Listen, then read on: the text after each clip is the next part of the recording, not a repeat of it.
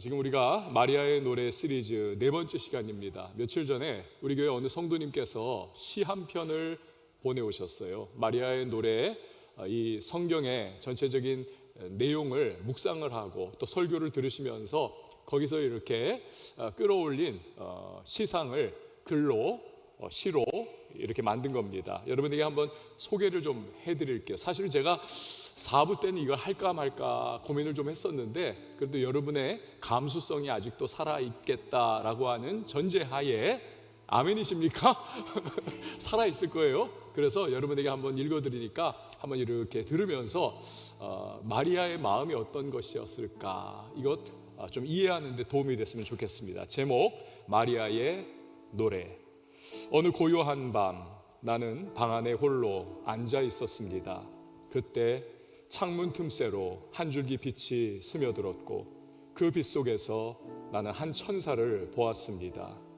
그의 눈빛에는 평온이 깃들어 있었고, 그의 목소리는 봄날의 햇살처럼 따뜻했습니다. 두려워 말라 마리아여. 나는 알지 못했습니다. 그 순간이 내 삶을 영원히 바꿀 것이라는 것을. 그의 말씀이 내 귓가에 머물렀습니다. 네가 아들을 낳으리니 그의 이름을 예수라 하라. 놀라움과 두려움이 가슴을 파고 들었습니다. 내가 어찌 아이를 가질 수 있을까요? 성령의 능력으로 이루어지리라. 그 순간 내 안에서 찬양이 흘러나왔습니다. 주를 기뻐하는 노래, 감격의 노래. 나의 낮은 자리를 돌아보신 주님, 이제 모든 세대가 나를 복되다 일컬으리라. 그의 크신 은혜, 거룩하신 이름, 대대로 이어질 그의 긍휼하심, 권세 있는 자를 내리치시고 비천한 자를 높이시는 주, 굶주린 자를 배부르게 하시고 부유한 자를 빈손으로 보내시는 주, 아브라함과 그 자손에게 하신 약속을 영원히 지키시는 신실하신 하나님. 이 밤 나의 작은 방에서 주님의 은혜가 나를 감싸 안았습니다. 내 몸을 통해 세상에 오실 구원자 예수, 그분을 위해 나의 모든 것을 드리리라. 별들이 반짝이는 하늘을 바라보며 나는 노래했습니다. 끝없는 찬양과 감사의 노래를. 자, 여러분 어떠십니까? 이 시인이 표현한 이 마리아의 수태고지, 네가 잉태하리라, 그 고지를 받은 그 순간의 그 느낌을 여러분들은 어떻게 받으셨나요?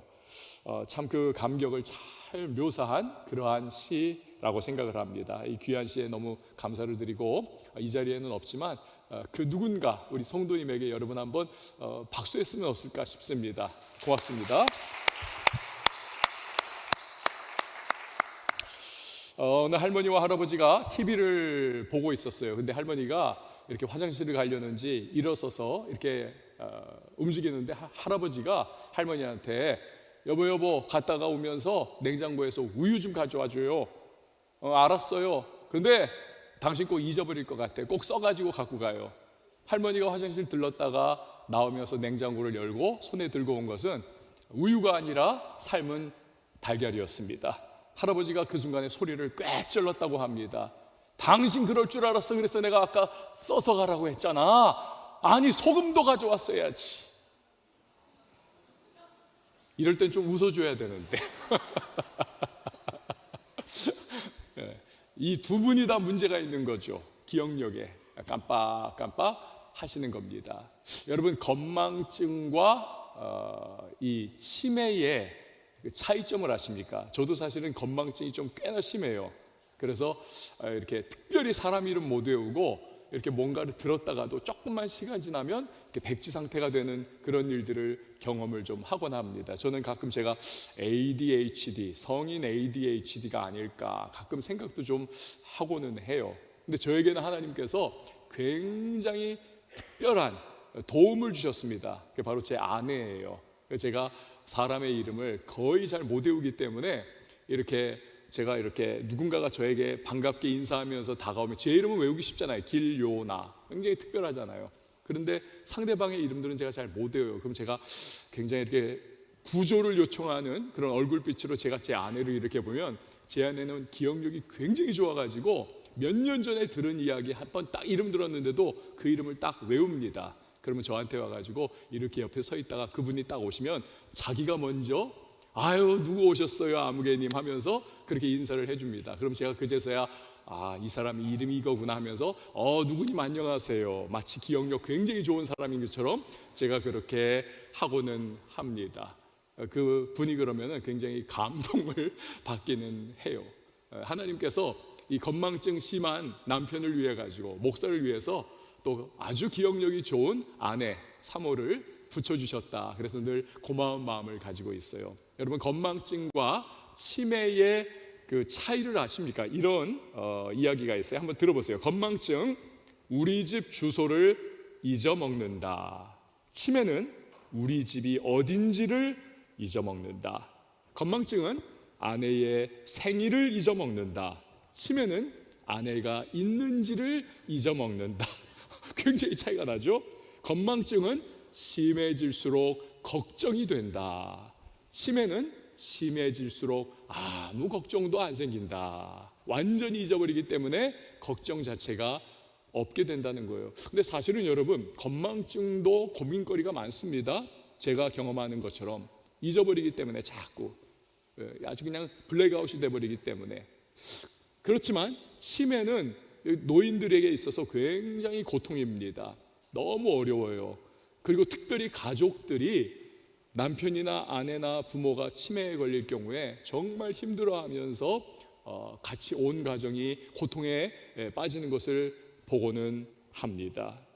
여러분, 우리가 살다가 보면요, 어려움을 직면하기도 합니다. 힘든 일들을 경험합니다. 여러분의 삶에서도 지금 뭔가 위기 상황에 떨어져 있는 분들이 있을지도 몰라요. 그런데 그러한 순간에 우리가 이렇게 직면하는 고민거리가 하나가 있습니다. 그게 뭐냐면 기억력에 관한 우리의 고민이에요. 다른 말로 하면, 하나님께서 내가 이렇게 괴롭고 내 문제가 이렇게 아프고 정말 힘겹고 너무너무 어려운데 왜 나를 도와주시지 않는 건가? 하나님이 나를 생각이나 하는 건가? 하나님이 나를 기억이나 하고 계실까? 그 하나님의 생각에 대한, 그분이 나를 기억하실까에 대한 그러한 의구심이 들어오긴 해요. 때로는 그 의구심이 너무 강해져가지고 하나님에 대한 원망이, 불평이 또 튀어나오기도 합니다. 하나님 너무하지 않습니까? 냐고. 하나님 너무하시다고. 여러분, 그러나 우리가 절대로 잊지 말아야 할 것이 있습니다. 그것은 하나님은 기억하시는 하나님이십니다. 그분은 기억하세요. 여러분, 우리 먼저 그걸 잊지 않기 위해서 한번 저를 따라해 주십시오. 하나님은 기억하신다. 하나님은 기억하세요. 여러분, 제가 퀴즈 하나 낼게요. 솔로몬이라든지 이렇게 신학자들이 추정을 해가지고 아담이 이렇게 동물들의 이름을 다 붙여주고 한 걸 보니까 IQ가 어느 정도더라, 700 정도라고 신학자들은 이야기를 하는데, 믿거나 말거나. 솔로몬은 우리가 지혜가 워낙 뛰어나다는 건 알고 있지만, 그러나 현대 문명 하에 정말 기억력을 측정할 수 있는 과학적인 수치와 데이터가 딱 세워져 있는 전제하에서 여러분, 인류 역사상 가장 IQ가 높은 사람이 누구인지 아십니까? 여러분 말고 다른 누구일까요? 저는요, 이거 찾아보다가 놀랐습니다. 역시 우리나라 사람이 대단한 사람이에요. 우리나라 사람이었습니다. 우리나라 사람 김영훈 씨예요. 김영훈 씨. 이분의 IQ가 몇이냐면 무려 276이에요. 감동이 없잖아요, 여러분요. 지금 아예 그냥 생각할 수 있는 그게 아니니까. 나는 그 반토막도 아닌데 이런 지금 고민에 빠진 분들도 계실 거예요. 우리 대부분 그럴 것 같아요. 근데 276, 여러분 멘사 클럽 있잖아요. 멘사, 그 고지능자들이 전 세계에서 이렇게 가입하는 그 멘사 회원이 되는 그 기준이 뭡니까? 150이에요. 여기도 있습니다. 여기도 몇 명 있어요. 150 넘어가시는 분들. 그런데 이 사람은 김영환 씨 276이에요. 276. 전 세계에서, 아니 인류 역사상 가장 고지능의 인간입니다. 근데 이분이 뭐 이제 SBS에 나와가지고 옛날에 뭐 이렇게 대학생 때 이렇게 그 포커 그 카드 막 100몇 개를 그냥 막 무작위로 막 뒤섞어가지고 쫙 뿌려줬더니 그거를 10분 만에 정말 싹 다 외웠다는 거예요. 대단하지 않습니까? 뭐 그런 일들은 있지만 이분은 하여튼 최고입니다. 최고. 자, 그렇다면 여러분, 피조물인 인간의 IQ가 276이고 우리들이 진짜 범접할 수 없는 수준의 어마어마한 그러한 IQ를 자랑한다면 여러분, 하나님은 어떠실까요? 그분의 기억력은 어떠실까요? 이건 질문 자체가 어리석은 질문입니다. 여러분, 하나님은 잘 들어보세요.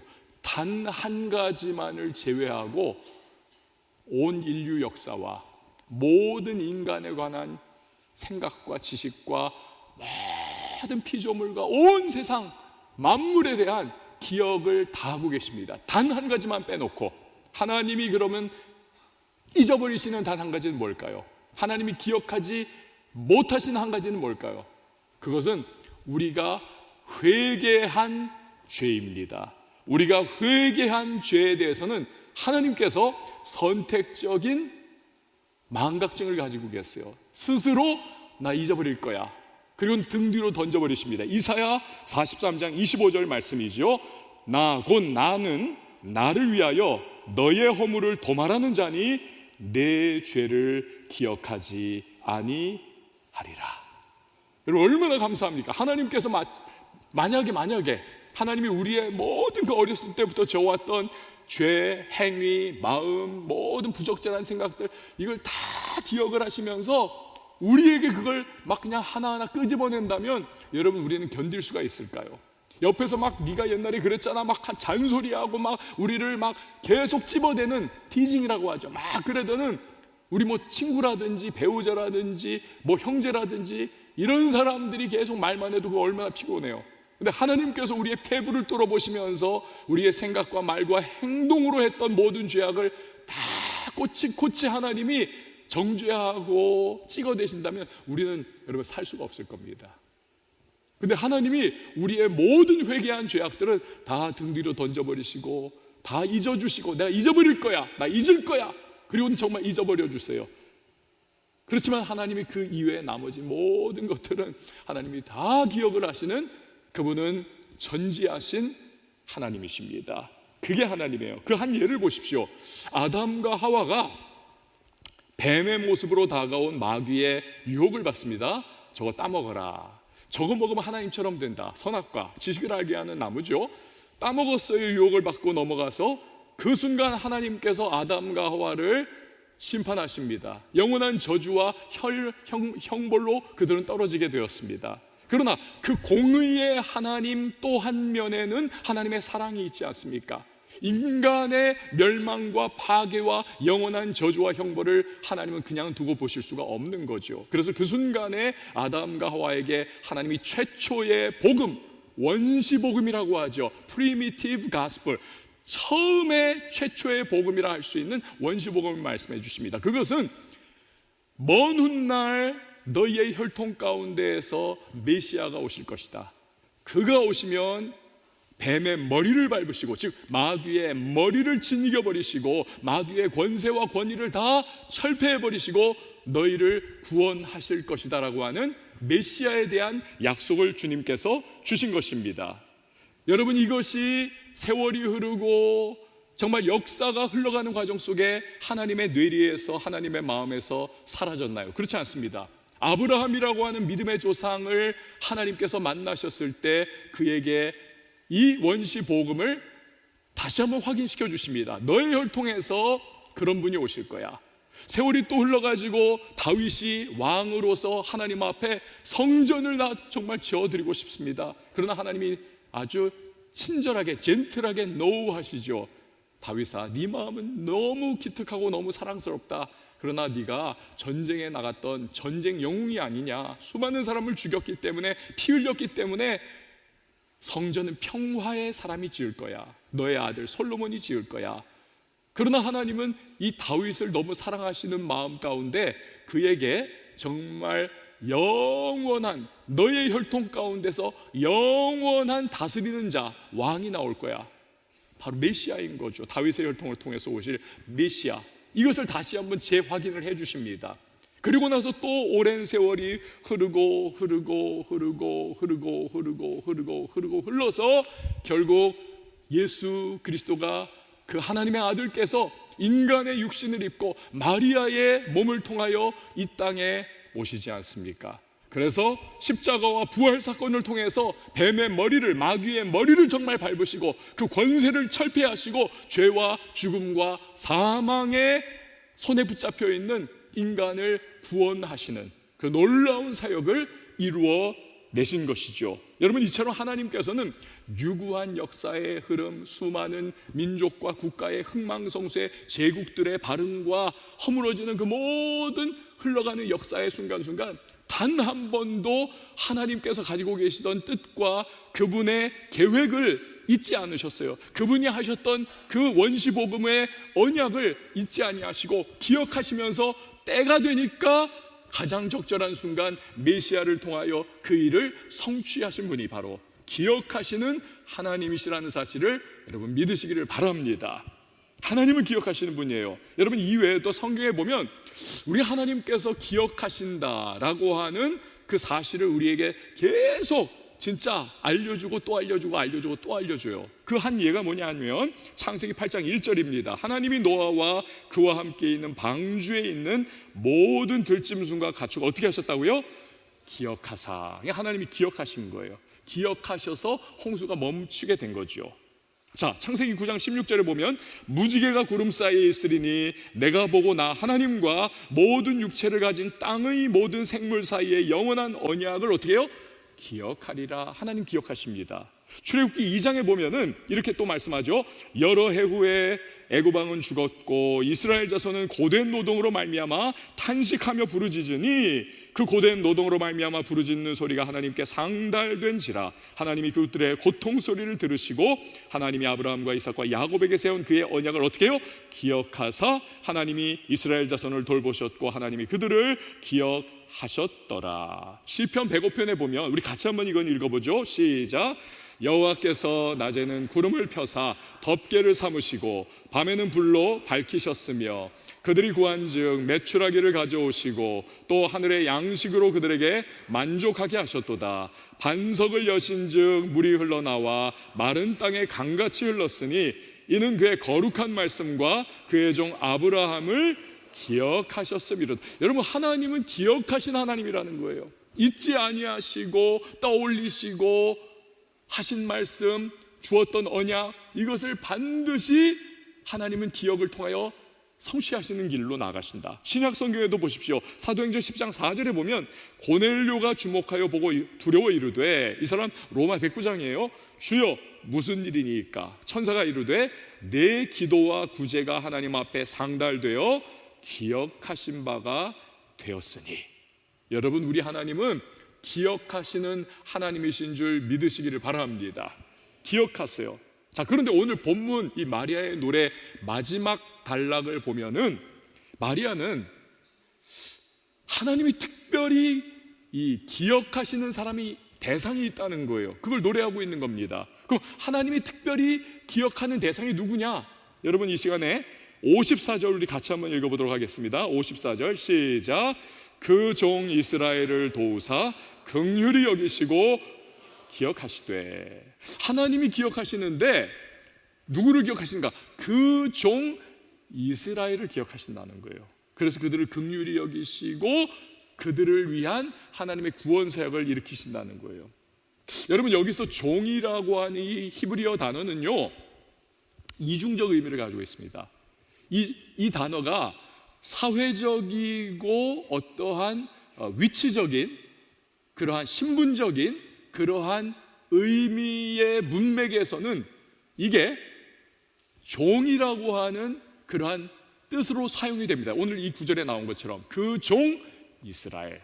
그런데 이 단어가 혈통적인 관계 가운데 쓰일 때는 아들이라고 하는 단어로 이게 해석이 돼요. 종, 아들. 섞여서 쓸 수도 있는 거예요. 자, 여러분, 요걸 조금 이제 이해를 우리가 돕기 위해서 제가 영화 이야기를 하나 할게요. 제가 이제 되게 좋아하는 영화 중에 하나가 아카데미상 11개 부문을 수상을 했던 이 벤허라고 하는 영화입니다. 얼마 전에 이제 리메이크가 만들어졌는데 그건 뭐 완전히 그건 아니올시다고, 그 이전에 있었던 찰튼 헤스턴이라고 하는 뭐 전설적인 배우가 했던 그 벤허입니다. 이 벤허가 이제 유대 명문 귀족의 자제 아닙니까? 근데 이 사람이요, 그 집안의 어떤 사건 때문에 종으로 팔려갑니다. 그 당시 이제 로마가 유대를 식민 통치하고 있었기 때문에. 근데 그 와중에 이 벤허하고 아주 절친으로 지냈던 로마의 귀족 자제가, 그의 친구였던 이 귀족 자제가 이 뒤통수를 칩니다. 그러면서 집안이 함께 다 몰락을 해버려요. 이 벤허가 굉장히 막 울분과 쓴뿌리를 마음에 가지고 야, 이걸 어떻게 복수하는가. 그 과정 속에서 그가 예수님을 만나기도 하고 막 그래서 하여튼 여러 가지 에피소드가 있는데, 그러다가 이 벤허가 로마의 그 해군 제독의 장군의 종으로 팔려갑니다. 그러면서 그 해군 제독의 배를, 전투함을 이제 밑에 제일 밑바닥에서 내려가가지고 오늘 내일 뭐 하여튼 파리 목숨과 같은 그러한 위치로 떨어져 가지고 거기서 막 노를 젓는 그 일을 하게 됩니다. 함께 처음에 배치됐던 사람들은 이미 다 죽었어요. 벤허 혼자서 살아남아서 다른 신입들하고 함께 이걸 하고 있는 겁니다.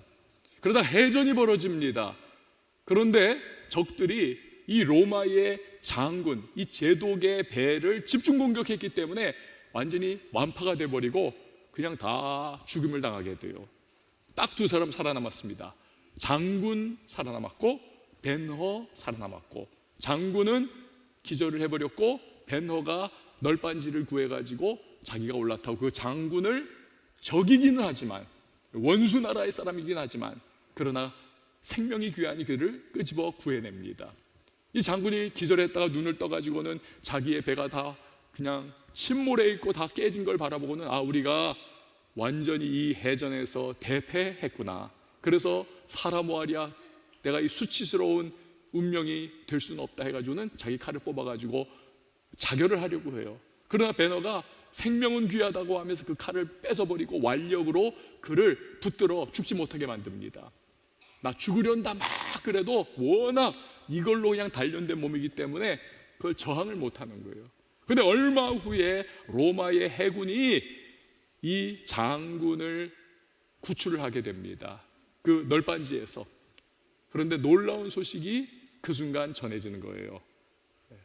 장군의 배는 완파가 됐지만 나머지 전체 해전에 있어서는 어마어마한 기념비적인 대승을 거뒀다는 것입니다. 그래가지고는 그 구조된 그 위치에서 이 장군이 막 음료를 막 먹고 그러다가 지금 여러분이 보는 그러한 저 장면처럼 옷 벗고 있는 사람이 이제 벤허예요. 벤허에게 너무 고마운 마음으로 너도 이거 마셔라 하면서 건네주고 있는 그러한 장면입니다. 그래서 저 장군이 이제 엄청난 승리를 거둔 그러한 뭐 하여튼 개선 장군으로 로마에 이제 입성을 하게 되는 겁니다. 꽃이 뿌려지고 막 엄청난 환호가 막 터져 나오는 그 상황 속에서 이 장군이요, 자기가 죽었으면 이 영광을 경험 못하고 그냥 그렇게 끝나버리는 건데 자기를 붙잡아 줬기 때문에 죽지 않도록 그렇게 막았기에 내가 이렇게 영광을 맛보는구나. 그래서 벤허를, 그가 마침 아들이 없었어요. 그래서 이 벤허를 자기의 양아들을 삼습니다. 그래서 이 벤허가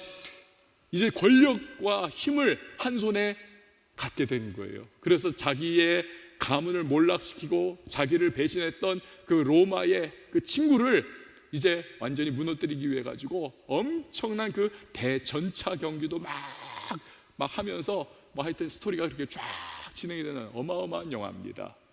여러분, 원래 신분은 종이었습니다. 그렇죠, 벤허가. 그렇지만 양아들로 입양이 되어서 그는 이제 로마 장군의 모든 것을 물려받는 아들이 된 것입니다.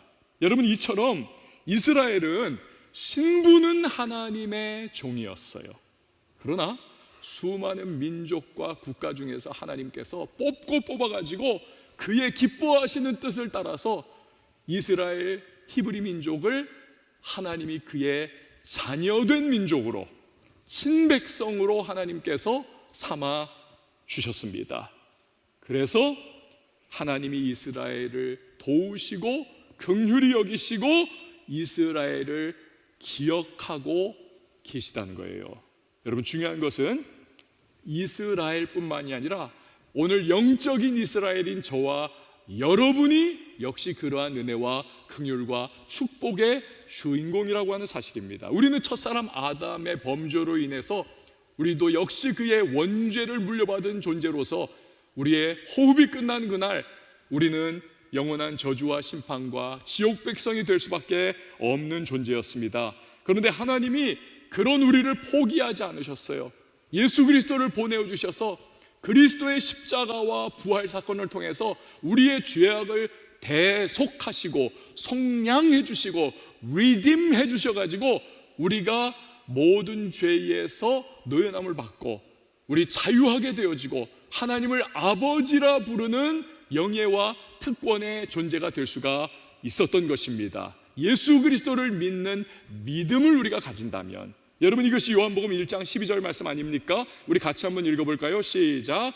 영접하는 자, 곧 그 이름을 믿는 자들에게는 하나님의 자녀가 되는 권세를 주셨으니. 아멘. 하나님의 자녀가 되는 권세. 여러분, 부모는요 그 자녀를 언제나 기억합니다. 자녀가 나이가 60이 됐던 70이 됐던 그 100살 된 부모가 자녀를 기억하고, 그리고 국내에 있던 국외에 있던 자녀를 기억하고, 세월이 아무리 흘러도 자녀를 마음에 품고 기억을 해요. 자녀들은 부모를 그렇게 못합니다. 그건 자연의 순리일 수밖에 없어요. 그런데 부모는 기억을 합니다.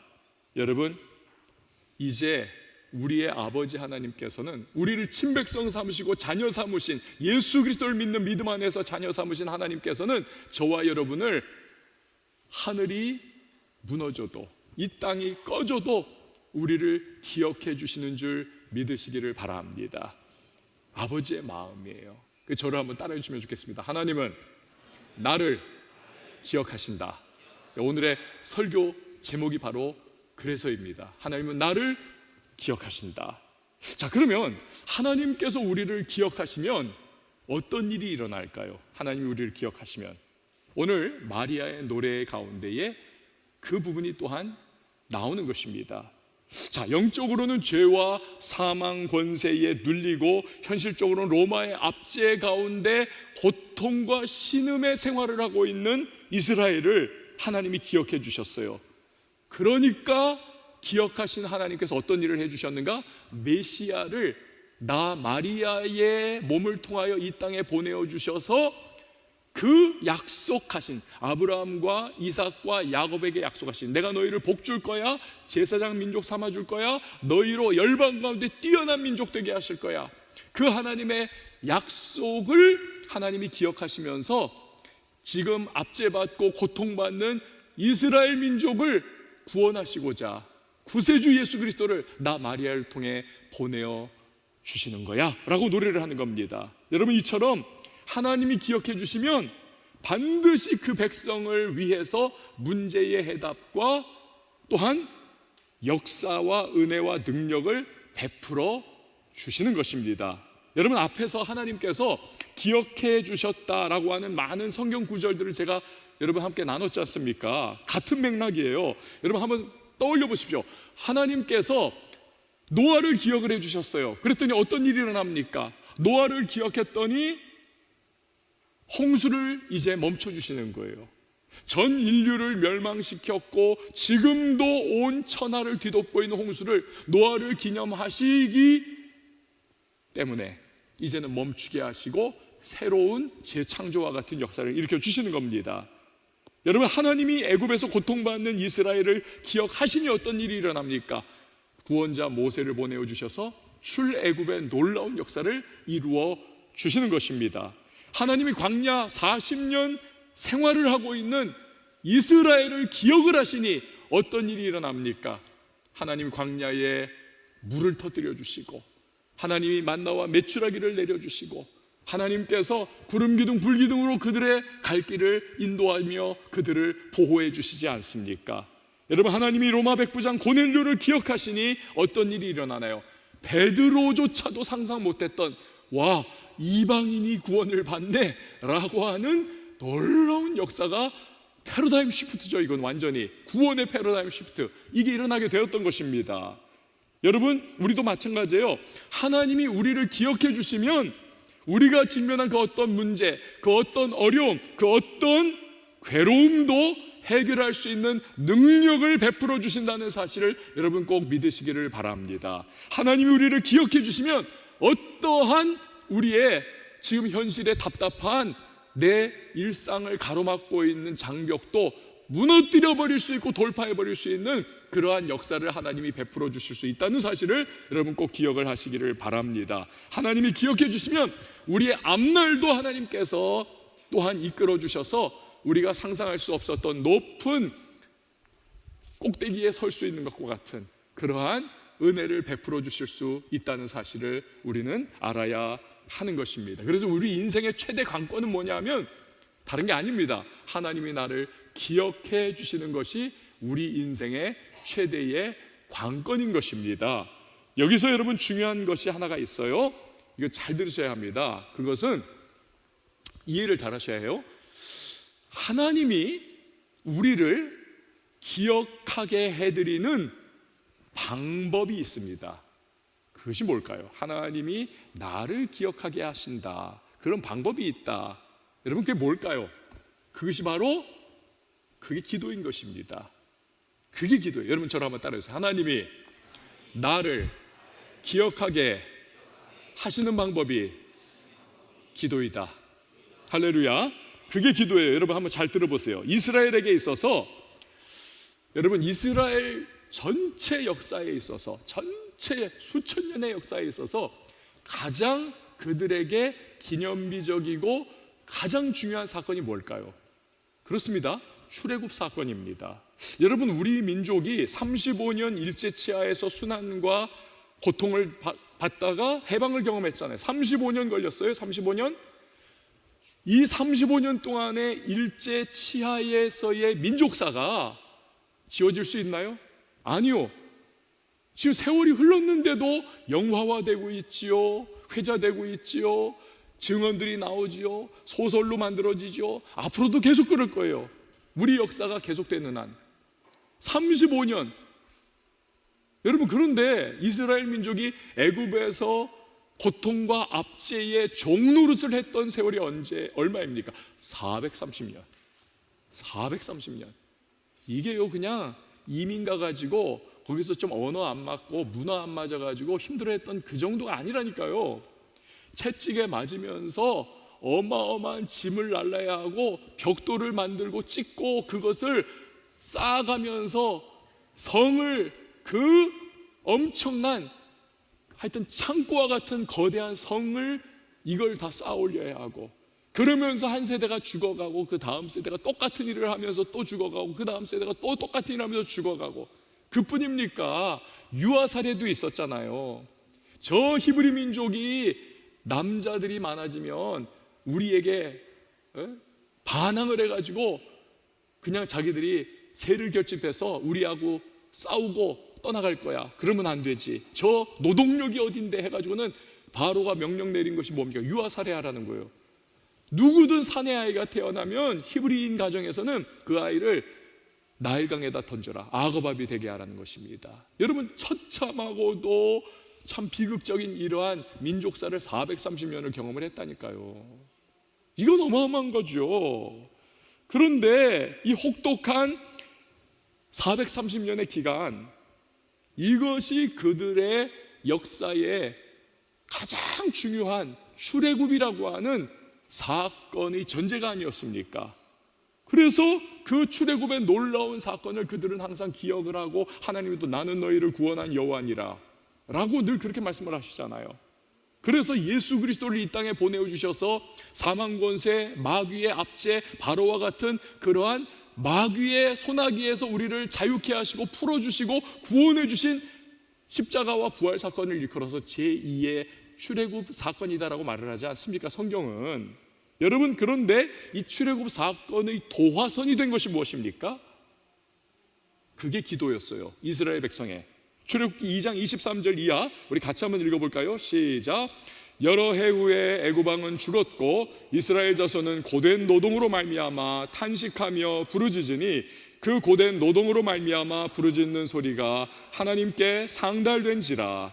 하나님이 그들의 고통 소리를 들으시고 하나님이 아브라함과 이삭과 야곱에게 세운 그의 언약을 기억하사 하나님이 이스라엘 자손을 돌보셨고 하나님이 그들을 기억하셨더라. 아멘. 즉 이스라엘이 부르짖어 기도하는 그 소리를 하나님이 들으시면서 하나님이 쟤네들 이제 구해내야지 떠올리셨다는 거예요. 기억하셨다는 거예요. 이스라엘의 고난과 고통과 저들은 나의 친백성이지 자녀이지, 이걸 기억을 하셨다는 거예요. 그래서 그 기억에 발판을 디디고 하나님이 일어나셔서 출애굽의 구원을 모세를 통하여 이루어내시는 겁니다. 여러분, 이처럼 기도라고 하는 것은 하나님으로 하여금 그 백성을 기억하게 하는 힘이 있다는 사실을 여러분 꼭 기억을 하시기를 바랍니다. 기도는 그래서 호락호락한 것이 아니에요. 해도 되고 안 해도 되는 것이 아닙니다.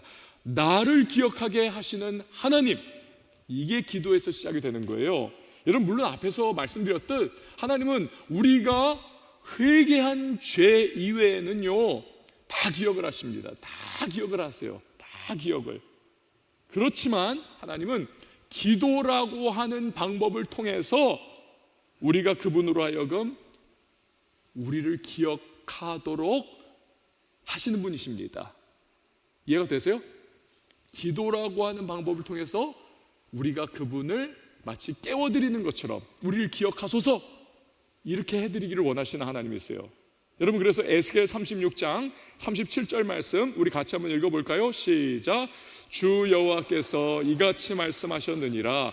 그래도 이스라엘 족속이 이같이 자기들에게 이루어 주기를 내게 구하여야 할지라. 아멘.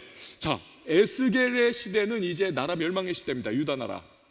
그러니까 아니, 하나님께서는 지금 무슨 얘기를 하냐 하면 나라 멸망하고 그래도 나중에 70년 지나면 너희를 내가 구원해낼 거야. 그 계획과 뜻을 분명히 가지고 계신 하나님이세요.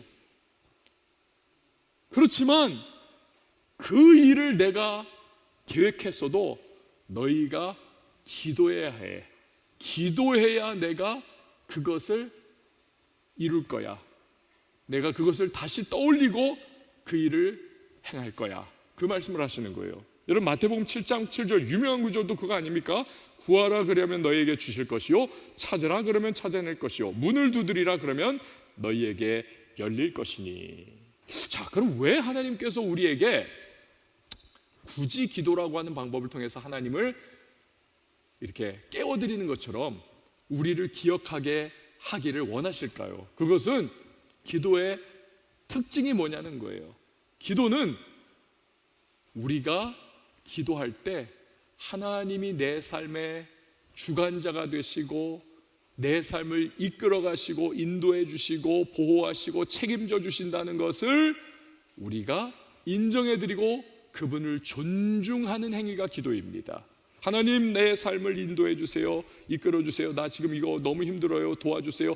하나님이 나의 삶의 해답을 가지고 계시고 내 삶의 주관자 되신다는 것을 인정하고 존중해 드리는 행위가 기도예요. 또 기도는 그 과정을 통해서 우리가 하나님을 더 알아가고 하나님을 배워가고 하나님과 인격적 교제를 해 나가는 과정이 아닙니까?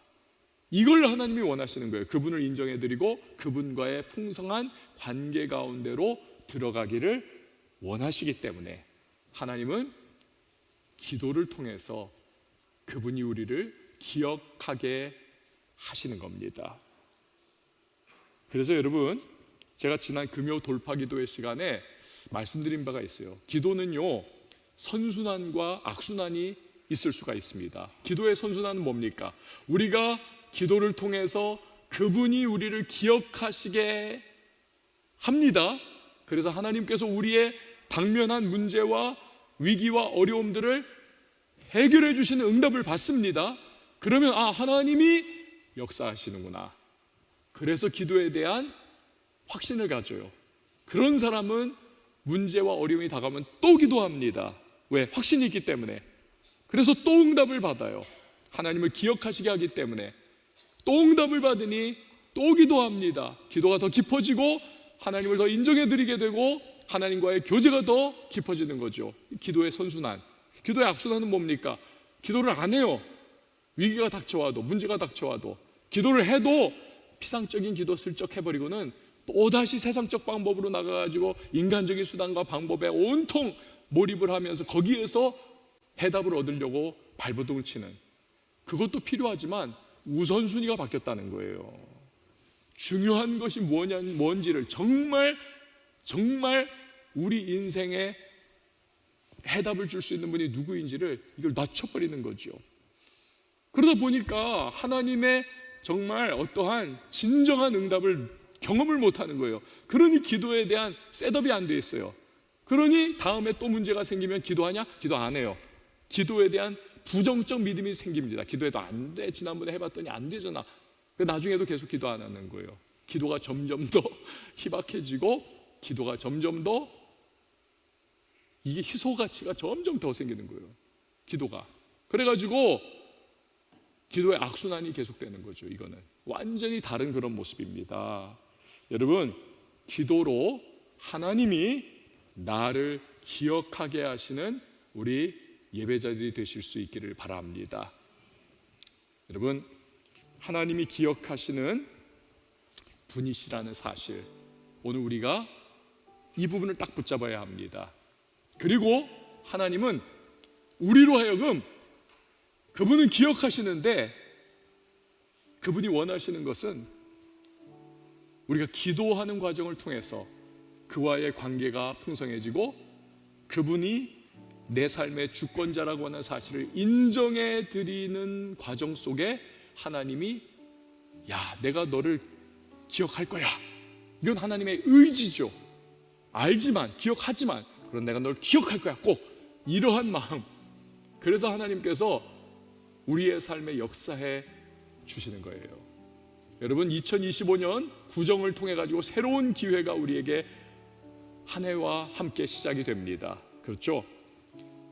기도줄 다시 한번 붙잡으세요. 무엇보다도 여러분 마음속에 믿음이 있기를 원해요. 하나님, 나를 기억하시는 줄 믿습니다. 그렇기에 나는 하나님께 기도하겠습니다. 그 기도를 통하여 내 삶의 주권자가 하나님이시고 또 하나님께서 기도 과정 속에 나와 함께 교제하기를 원하시는 분이심을 나 압니다. 그리고 그렇게 하겠습니다. 여러분, 이 과정 통해서 하나님과의 만남을 새롭게 하시고 올 한 해의 발걸음 속에 여러분, 하나님이 나를 기억하신다라고 하는 복된 간증이 크고 작은 열매로서 드러날 수 있기를 주님의 이름으로 축원을 드립니다. 우리 다 같이 일어나서 함께 찬양하도록 하겠습니다. 예수로 사는 인생.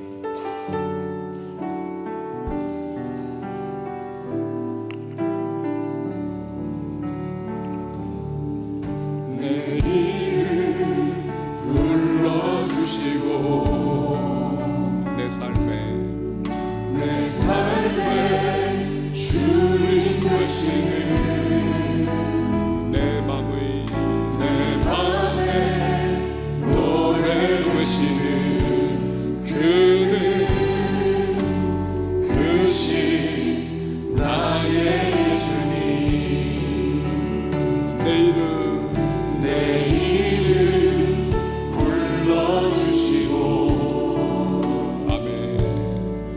내 삶의 주인 되시는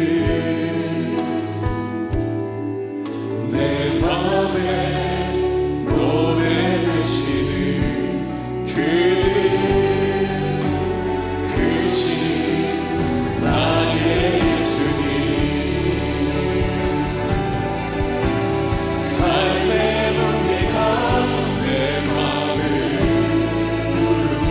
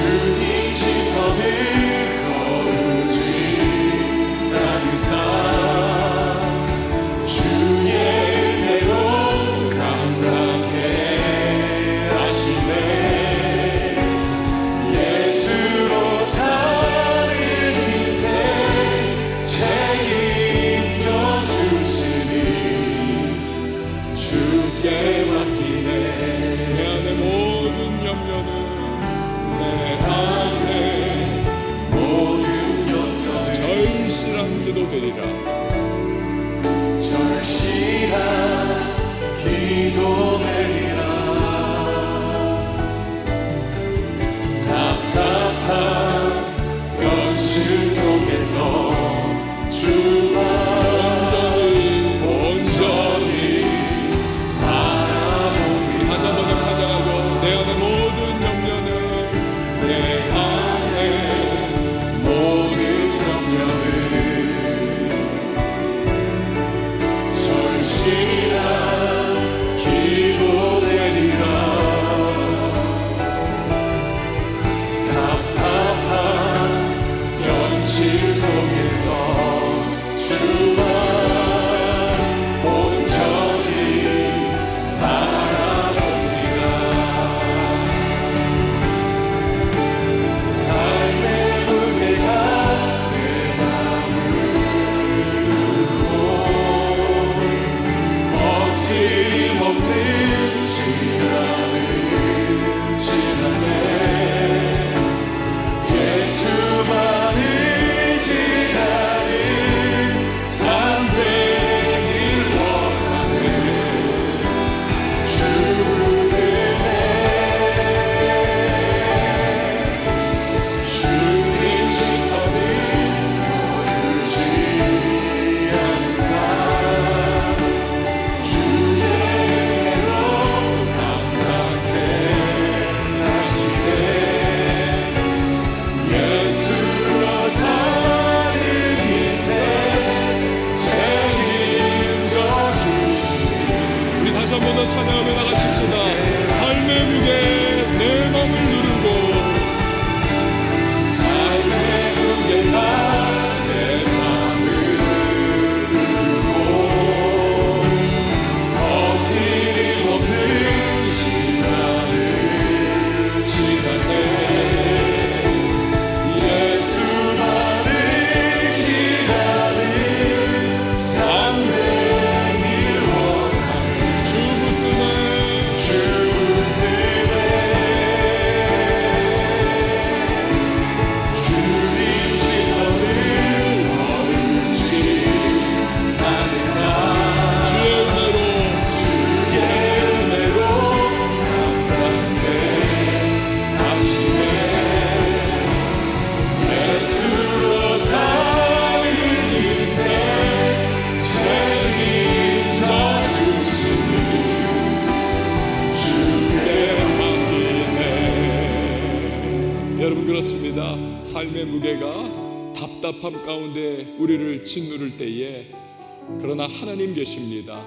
하나님은 자녀된 우리를 언제나 기억해 주시는 하나님이십니다. 그분 앞에 우리가 기도로 나아가면 하나님께서 그의 능력의 오른손과 편팔로 우리 붙잡아 주시고 얼마든지 우리의 문제와 현재 당면하고 있는 어려움들을 돌파해 나갈 수 있는 힘을 허락해 주십니다. 우리가 기도로 하나님을 우리를 기억하게 해드릴 때에 그 과정 속에 우리는 하나님을 존중해 드리고 그 하나님과 인격적 교제가 일어나고 그분을 알아가고 또 그분이 나의 삶의 주관자 되신다는 것을 고백하는 그 과정이 되는 거죠. 그래서 하나님이 우리로 기독해 하십니다. 모르는 거 없으세요. 다 기억하세요. 그러나 우리가 기도하기를 원하십니다. 여러분 이 시간 우리 함께 기도할 때에 주님 2025년도 지금 내가 가지고 있는 이러이러한 기도의 제목, 문제 그리고 당면한 해결해야만 될 답답한 현실들 오늘 주님 앞에 올려드립니다. 내 삶의 주관자 되시고 나를 또한 언제나 기억해 주시는 그 하나님께서 일어나시고 역사하시고 내 길을 인도해 달라고 주여 은혜를 베풀어 달라고 이 시간 우리 다 같이 주님의 이름 한번 외치고 통성으로 기도하며 나갑니다. 주 하나님의 이름을 베풀어 주시옵소서. 전능하신 주 하나님의 오늘 주님을 바라봅니다. 하나님은 우리를 기억하시는 하나님이신 줄 믿습니다. 하나님 우리는 하나님을 기억하지 못하였고 하나님 우리를 기억하시고 언제나 그 마음에 우리를 담고 품고 계시는 줄 믿습니다. 하나님 예수 그리스도의 십자가에 우리를 자녀 삼아 주셔서 믿음 주시고 하나님을 아버지로 부르셨습니다. 이제 우리는 하나님의 종을 넘어 하나님의 자녀가 되었습니다. 하나님 우리를 기억하시고 마음에 품으시고 계십니다.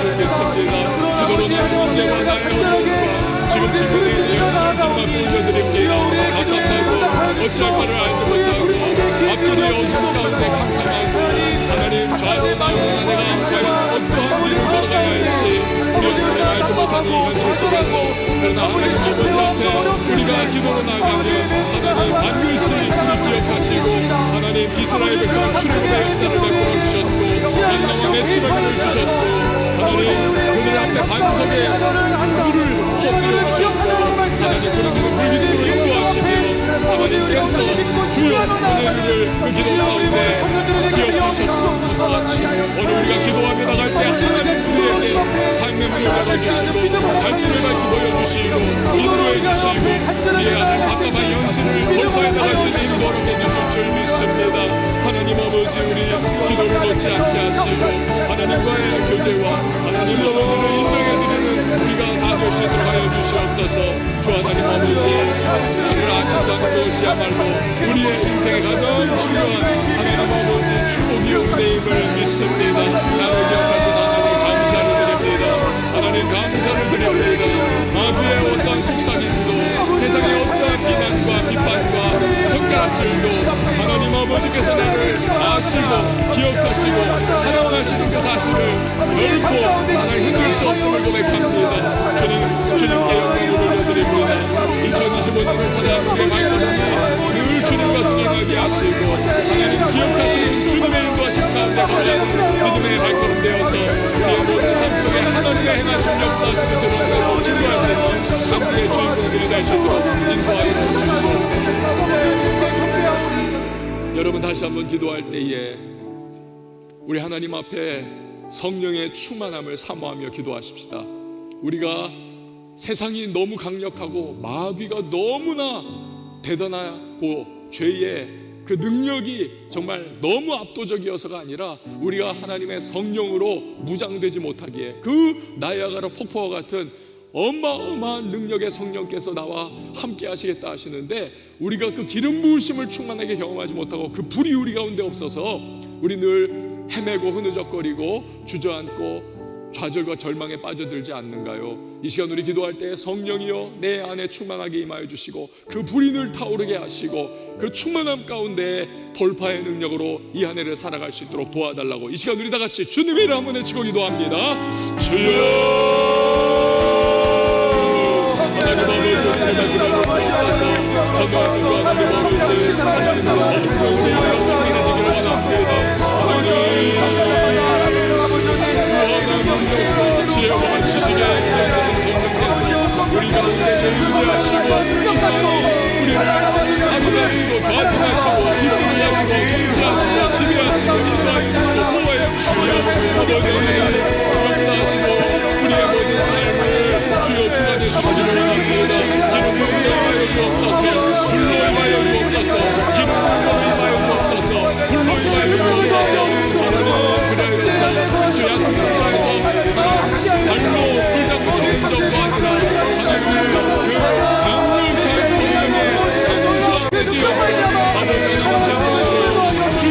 주님의 놀라운 역사와 인도하신 은혜 가운데 나아가게 하시옵소서.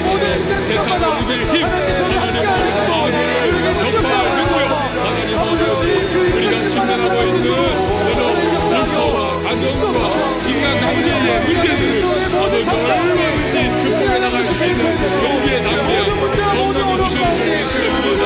기름으로 충만하게 주시옵소서. 성결하고 거룩하게 살아갈 수 있는 힘도 성령이 주실 줄 믿습니다. 하나님 중독을 끊어내고 결박을 하나님 끊어내고 우리가 하나님 앞에 살아갈 수 있는 그 기름 부으신 능력 그 성령의 불 하나님 충만하게 해서 주여 우리 돌파에 나가게 하시고 넘어졌던 땅에서 다시 일어나 앞을 향해 나갈 수 있도록 도와주시옵소서. 새로운 시작을 우리에게 허락해 주실 줄 믿습니다. 오늘 성령으로 충만하여서 남대한 믿음을 하나님의 사랑을 주시옵소서. 우리 마지막으로 기도할 때에 네 개의 부서가 우리가 연합할 때는 잘 연합하고 또 우리가 각자의 사역을 감당할 때는 우리 정말 힘있게 서로 감당해 나갈 수 있는 그러한 우리 청년교회가 될 수 있기를 여러분 기도해 주시기를 바라요. 아울러 우리 교역자들을 위해서 기도해 주셔서 리더십을 잘 발휘하면서 우리 부서들을 이끌어가게 부족하지 않고 신임 우리 임역원들 또 감당해야 될 직분들을 잘 감당하고 넉넉히 거의 그냥 바닥을 치면서 허덕이면서 감당하는 것이 아니라 흘러 넘치는 은혜 가운데에 넉넉히 감당해 나갈 수 있도록 도와달라고 기도하시고 우리 청년교회가 예배공동체, 기도공동체, 성령공동체 되어서 이 도시를 변화시키고 많은 청년들을 주께로 구원하여 예배자 삼고 그리고 거룩한 영향력으로 이 세상 가운데 빛과 소금 역할을 감당할 수 있도록 은혜를 베푸시고 사용하여 달라고 우리 각 부서들과 또 연합우리 청년교회와 그리고 우리의 모든 사역을 위하여서 우리 다같이 주님의 이름 마지막으로 외치고 기도하며 나갑니다. 주여 하나님 우리를 청년교회를 위하여 하나님 우리 네개 부서서 주님의 이름으로 교역자들이 세워졌습니다. 예배 공동체가 되게 하시고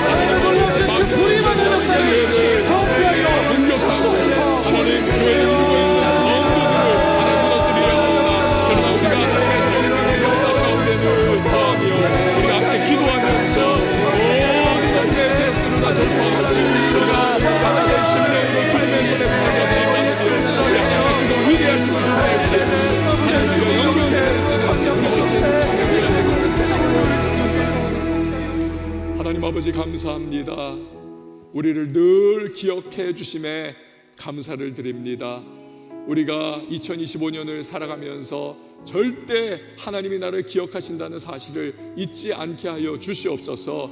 우리가 그 사실을 잊고 방황하면서 영적으로 혼란에 빠져들지 않게 하시고 마귀의 여러 속삭이는 유혹의 소리들과 세상의 도전 앞에서도 하나님은 나를 기억하신다는 이 분명한 사실을 붙잡고 믿음으로 한 걸음 한 걸음 우리 나아갈 수 있는 모든 청년들이 되게 하여 주시옵소서. 우리 청년교회가 아름답게 세워져 나아가며 거룩한 영향력을 이 도시 가운데 흘려보내고 예배공동체, 구원공동체, 기도공동체 또 주님의 맡기신 거룩한 사명들을 감당하는 공동체로 잘 쓰임받게 하여 주시옵소서. 우리가 하나님 아버지를 찬양하며 나가는 시간마다 성령이 불과 같이 또 기름과 같이 부어져 우리 새 힘을 얻어 삶의 자리로 다시 한번 담대한 마음과 믿음으로 나아갈 수 있는 복된 예배의 시간이 되게 하여 주시옵소서. 오늘도 귀한 예물을 하나님 앞에 믿음으로 봉헌했습니다. 예물 안에 담겨있는 우리 모든 예배자들의 헌신을 기억하여 주시고 전능하신 하나님의 공급과 여호와의 일의 능력으로 채워 주시옵소서. 또한 거룩한 부자들이 일어나 더 많이 베풀고 나누고 구제하고 헌신하며 하나님 나라를 세워나가고 확장하는 일에 아름답고 멋지게 쓰임받게 하여 주시옵소서. 우리의 살아가는 한 주간의 삶에 성령님 앞서가 주시고 때를 따라 도우시는 은혜로 승리케 하여 주시옵소서. 이제는 우리 주 예수 그리스도의 은혜와 하나님 아버지 극진하신 사랑과 성령의 교통하심이 하나님이 기억하신다는 사실을 신뢰하며 다시 한번 담대한 믿음 가운데 나가고자 결단하는 모든 예배자 한 사람 한 사람 머리 위에 이제부터 영원토록 함께 계실지어다. 아멘.